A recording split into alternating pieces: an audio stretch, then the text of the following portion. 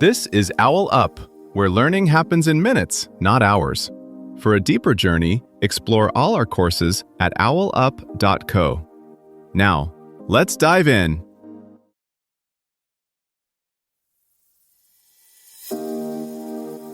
Welcome to Chapter 1 of The Manipulation Machine: How Media Shapes Reality. In this episode, titled The Power of a Headline, Capturing Eyes and Minds, we'll explore the clever tactics behind crafting headlines that grab our attention and shape our perceptions. So, get ready to discover how those few words can wield such incredible influence. Let's dive in.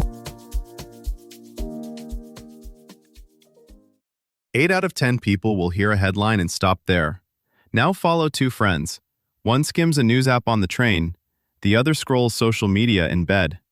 Same story, totally different headlines, and by the end of the day, completely different beliefs. Those two friends aren't just seeing different angles. They're being quietly steered by a tiny line of text that behaves less like a label and more like a remote control for attention. One version nudges outrage, another signals calm expertise. A third whispers urgency, read this now or regret it later. Behind the scenes, software is rapidly A/B testing word swaps, shocking versus surprising, secret versus proven, the way a chef tweaks seasoning, learning in real time which flavor keeps you hooked. And here's the unnerving part. Those microscopic tweaks don't just change what gets clicked. They can tilt what feels normal, which stories seem urgent, and whose voices appear worth trusting. You think you're browsing freely. In reality, your mind is walking through doors someone else chose and labeled for you.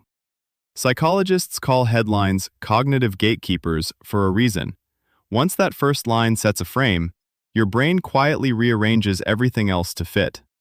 In one study, people read identical articles but with different titles. Later, they remembered facts that matched the title more than what was actually written.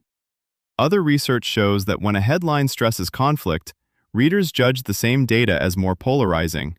When it stresses solutions, they recall more progress. Add algorithmic promotion on top of this, and tiny wording shifts don't just change clicks, they reshape what entire communities think the story was about. A headline doesn't just greet your brain, it races ahead of the story and lays down tracks your thoughts are likely to follow. That's why two people can swear they read the same thing, and yet walk away with clashing impressions. Each of them actually read a slightly different mental story stitched around that first line. Now layer in how we actually consume information. Most people meet headlines in fast, distracted bursts, glancing at lock screens, notification trays, trending lists, email subject lines. Each one is a tiny yes-no decision point. Worth my limited energy or not? Under that pressure, our minds lean heavily on shortcuts. Emotional spikes, especially anger, fear, or moral disgust, get prioritized. So a calm, accurate summary sits beside a sharper, more charged version, and the sharper one keeps winning attention. Over time, platforms learn. Lean negative, lean conflict. Next comes the spillover effect. Even when you don't click, the wording you skim becomes part of your internal world summary. Seeing 10 headlines about surges, crises, and breakdowns in different arenas can make everything feel like it's on fire, even if the underlying data are mixed or improving. The availability heuristic does the rest. Whatever is easiest to recall, usually the most vivid phrasing, feels like the most common or important. This is where algorithms quietly amplify the cycle. They're not asking, "Is this fair?" They're asking, "Who reacts to this, and how strongly?" If a particular style, questions, outrage, mystery, predictably drives sharing, the system serves more of it to similar people.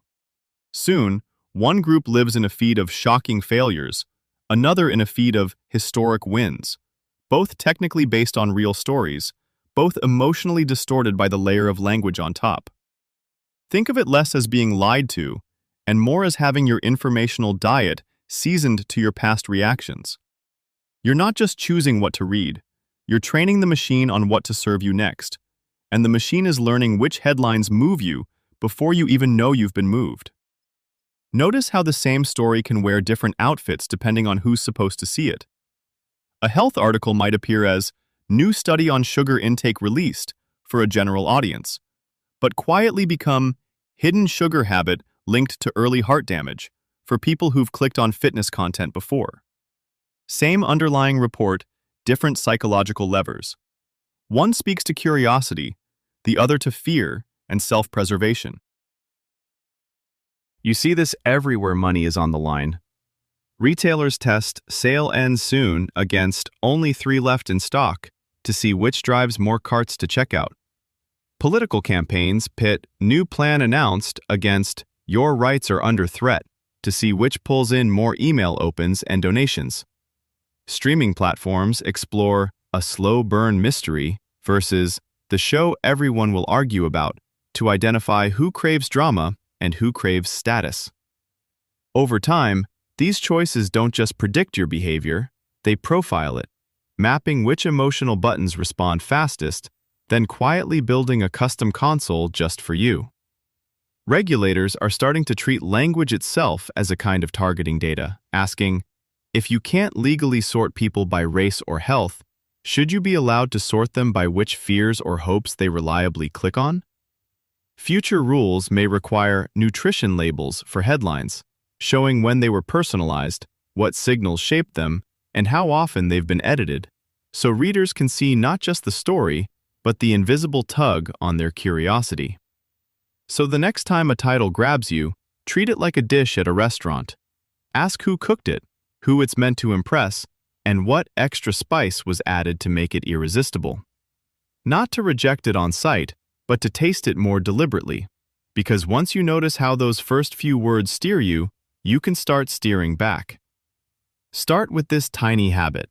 When you finish writing an email subject line, add one extra word that makes the benefit clearer. For example, change "meeting tomorrow" to "quick meeting tomorrow" to fix delays. Don't rewrite the whole thing, just tack on a single clarifying or curiosity word like faster, easier, or without stress. Do this for just one email a day, so you start training your brain to think in mini headline upgrades. This was OwlUp, your daily step forward. To keep learning with structured courses and more insights, go to owlup.co. Until tomorrow!